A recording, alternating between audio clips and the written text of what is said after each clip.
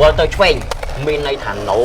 បើសិនជាវល់មកស្ដាំមានន័យថា yes ប៉ុន្តែបើអ្នកទាំងអស់គ្នាចង់សួរសំណួរថែមអ្នកទាំងអស់គ្នាអាច scan QR code លើលើ screen នេះបានតើខ្ញុំវាងាប់ថ្ងៃណាងាប់ព្រឹកឬក៏ងាប់ល្ងាច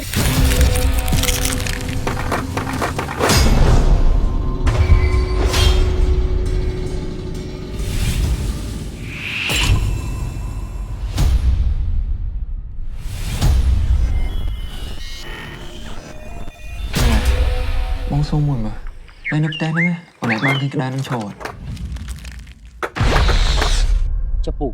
អានោះមានតាក់ទងខ្មោច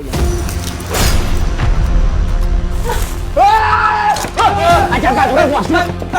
អ្នកទីមួយឈ្មោះសេពេចឡូនេះបងសេពេចមែនទេបងចាំខ្ញុំទៅទៅសិនអើយ